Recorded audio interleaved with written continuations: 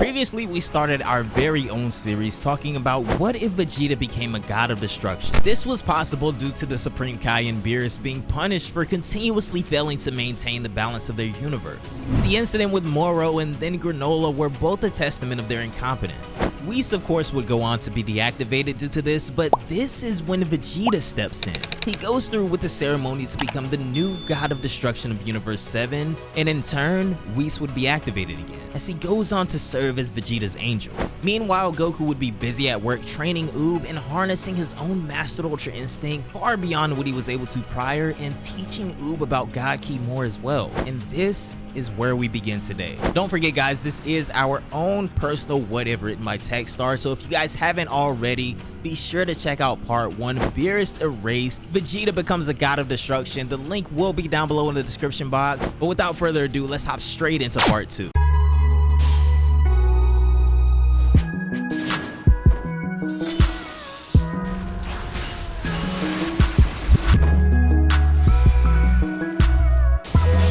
Vegeta loiters around in his new home, quiet and kinda bored. Goku is having a blast training Uub. The both of them have undergone exponential growth, especially Uub, who couldn't let up his raw instincts, not even for a millisecond. It was the least he could do against Master Ultra Instinct Goku. "Hey, how you holding up?" Goku asks him. "I'm fine. I can go on like this for another 2 weeks, Uub says, breathing heavily, but with a serious glint in his eyes. He meant every single word. Seeing this, Goku sighs and decides to stop the training for a moment. "Listen, Uub," he starts.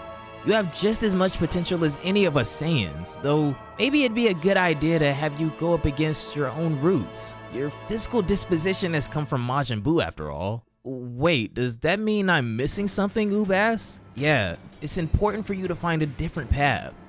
Your mind has subconsciously been too focused on me and the way my abilities work. But I'm a Saiyan and you're not."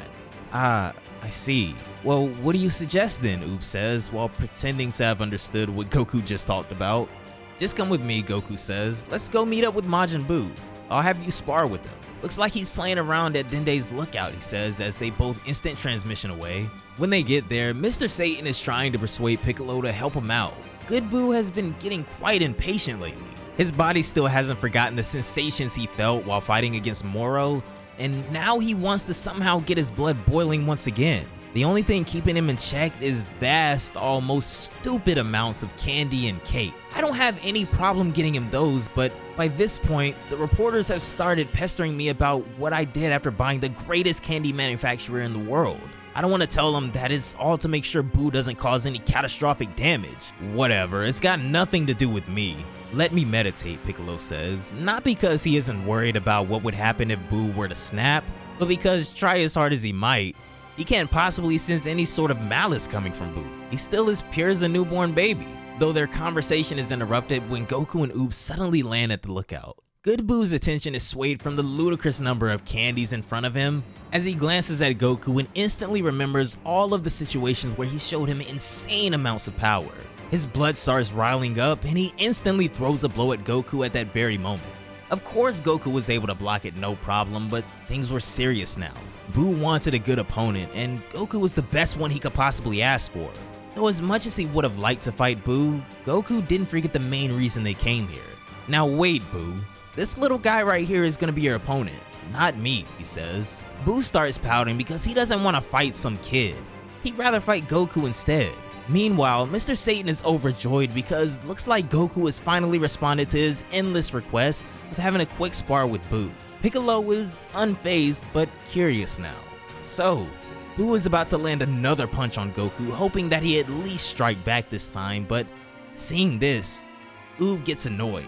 Before Buu could land that punch, however, he dashes towards the point of impact and kicks that punch back, hence in turn, throwing Buu several kilometers away. Piccolo is impressed as he commends young Uub's strength, though of course it hardly took a minute before Good Buu returned back. Now, before he could say anything, Goku introduces Buu to a rather interesting idea.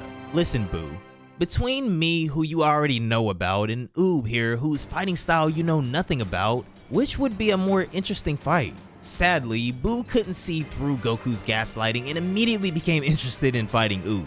And so, a sparring session between Buu and Uub begins. I say sparring session, but the two of them were really going at it. Hardcore. Goku was delighted as Piccolo asked him if there was any specific reason he wanted those two to fight, to which Piccolo replies, nah, I just wanted to see him fight. Though there is something about Uubs' power that's been bugging me. He has God Ki, but it feels raw and incomplete, almost as if he needs another missing piece to complete it. I wanted him to fight Buu, hoping that he might discover something about himself during their clashes. You say that, but you really just wanted to see them fight, didn't you? Piccolo smiles, while Goku smirks as well. Meanwhile, as the fight heats up, an interesting aura begins to seep. It must have been lying dormant, but their clashes created a chemical reaction that resulted in awakening something in both of them. It wasn't anything major, but for the first time in forever, Piccolo sensed some malice coming out of Good Buu. Hey Goku. Yeah, I know, he responds. Let's just observe them for a while. But there was no time left. Though faint, at its inception, this sudden energy created between the two suddenly imploded, leaving both Buu and Uub unconscious. Meanwhile, thanks to this rift, the populace in a 1,000-mile radius below suddenly started committing all sorts of inhumane crimes. Dende and Piccolo would be greatly concerned about this. That's when Uub wakes up. His eyes are unrecognizable, and the menacing God Ki raging out of his body is impossible to ignore. Not just for Goku, but also the Supreme Kais, who suddenly start freaking out because it's the same presence they felt when Majin Buu first emerged all those millions of years ago. Though Vegeta and Whis are too far away right now, they could also sense this energy coming from Earth, but of course since Goku is there, they have no need to worry, so it seems. However, reality was far more sinister. It isn't just that Majin Buu was coming back. If it was that simple, Goku could have taken care of the problem right away. Rather, it was the portrayal of Uubs' body literally tearing itself apart while trying to contain and subdue this ki. It was only a matter of time before Uubs' body completely tore itself apart and Majin Buu emerged from inside.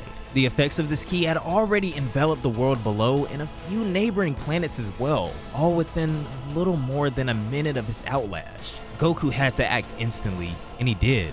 He didn't want to take out Uubs, so he decided to absorb that ki himself. Just like how he absorbed the ki of the other Saiyans during his first Super Saiyan God transformation, Goku absorbed Uubs' ki, all of it, and completely rids him of his connection with Buu whatsoever. However, this sudden collage of a new and corrupted ki created a cancerous overload within it. Add that with the intrinsic beast-like nature of a Saiyan, and a new presence would be born inside Universe 7. The Supreme Kais, Vegeta, and Whis aside, even the Grand Priest and Zeno couldn't help but feel uncomfortable now that such a menacing ki was in existence. And this would be the catastrophic birth of Uubs' God Ki, merging with the pureness of Goku's heart, and creating a being so powerful, he could only be known as Omni Goku.